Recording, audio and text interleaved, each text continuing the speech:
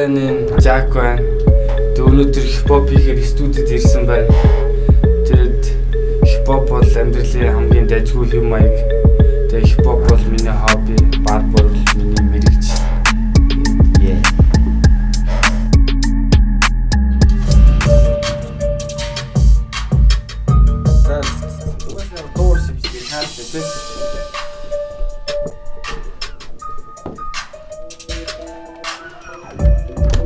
Өөрийн амьдралын хэв маягийг барбар хипхоп хоёрыг маш их цагийг зарцуулж байгаа. Тэгээд сүүлийн үед хипхоп дуун дээр бүр маш гүнзгий ухад судлаад өөрөө бас тэр зүйлийг хийхийг оролдож байгаа. Тэгээд өөрийн найз нөхдийн хүрээлэлээр хамтдаа энэ зүйлийг сонсоод цагийг өнгөрүүлэх маш их дуртай да. 20 нас trap house hip-hop болсон халуун шаасан trap boys fucking music gang boys love for me busy munk Rolls Royce with the ганцхан action юмаяг өдөр тутам гангструудад дүүрэн юмаяг энэ зүйлээр ихсүүлсэн дуусган хүзаяг нашиг мэдэх хүчир мөнгөний дорон дутаяа тастад хипхоп тэгээд бас дотроо маш олон зүйл байдгийн дотор хамгийн халуух нь фристайл юм болоо. Тэгээд тухайн үед тухайн мэдрэмж, тухайн аяг, эргэн тойрны хүмүүс тэг юу гэдэг тэрэн дээр миний яг дотор байгаа зүйл шууд амаар гараад аян дээр буух. Тэр бол фристайл хамгийн гоё зүйл.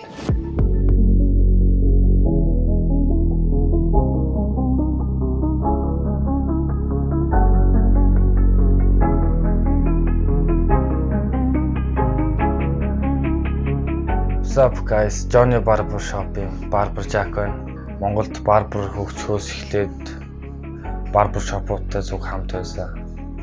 Тэгээ барбар шоп гэдэг нь жоохон Европ талаас Монголд хэрэгтэй соёлын нэг хэлбэр юм болов уу гэж бодож байна.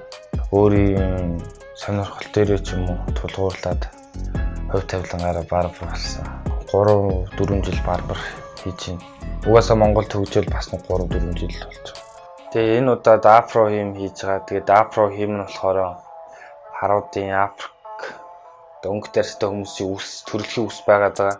Тэгээ энэ нь болохоор хипхоп сонсдог залуучуудад ер нь бол тэгээ нэг өөрийнхөө сонсдог хүнтэй адилхан болоход арай илүү төхөн болгож байгаа. Энэ барбар шопууд л ерөнхийдөө Монголд хийж эхэлсэн яг цуг Монголд орж ирсэн. Тэгээ сүүлийн үед залуучууд бас хийлгэж байгаа. Афро хим тэгээд бус төсний загваруудыг бодвол арай ажиллагаа ихтэй байдаг. Тэрийгээ дагаад арай жоохон төлбөр өндөртэй. Арай их цаг зарцуулна бас бусдаасаа. Магадгүй нэг өдөр 4-5 цаг болно. Тэглээд хиймээ, ороогоод, задлаад, цасаад нэлээх цаг болно. Энийг тэгээд яг жинхэнэ барбар шопт хийлгэндээ.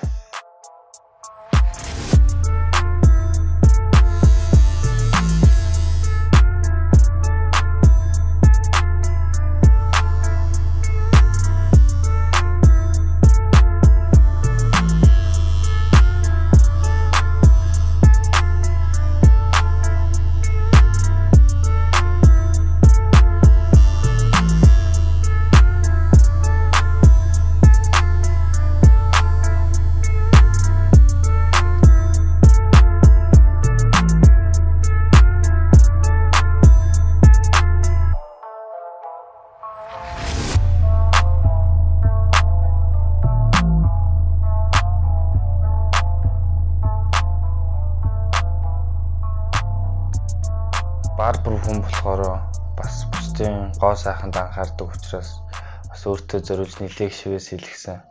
Тэгээд мэдээж үндэ дуртай бас хайртай байсан. Тэгээд гэр бүлийнхэн маань маш сайн ойлгосон. Тэгээд би шивээс өгвөл гоё хувцастай адилхан үздэг. 2015 онд хамгийн анхныхаа шивээсийг хийлгээд одоо 20 он сүүлийн 2 жил маш идэвхтэй шивээс хийлгэж хийлгэж эхэлсэн. Хамгийн дуртай шивээс бол мэдээж хамгийн сүүлд хийлгсэн шивээс. Gang гэж хэлсэн ба. Тэгээ хитрхи хил шивээс ихтэй болохоор яг нэг хуучны жоохон арай ахмаг насны хүмүүс ойлгохгүй. Яг орчин цагийн залуус бол их сайхнаар харьцдаг та. ойлгож чаддаг.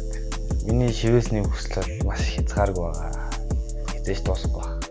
Читааны шивээсийг хийлгэн. Тэгээд тэр чита бол намайг миний сэтгэлд айгуу том орон зай үлдээсэн юм байна л да. Тэгээд хайртай болохоор хийлгэж байгаа.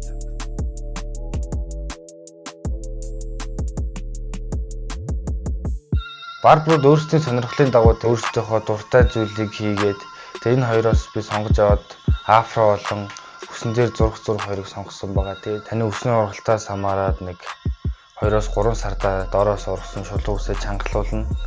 Тэгээд хиймэндээ зориулаад задлах пик сам тэгээд спонж авах хэрэгтэй. Тэгжиж таны өстөөг байх болно.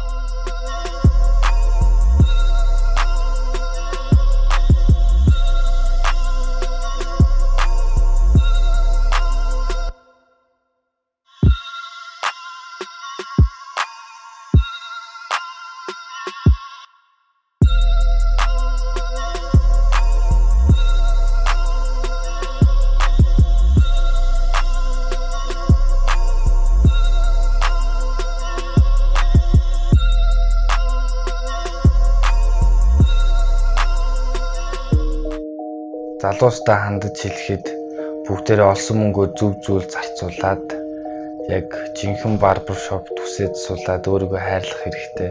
Тэгээ хамгийн азтай залуучууд л энэгээр байх болно.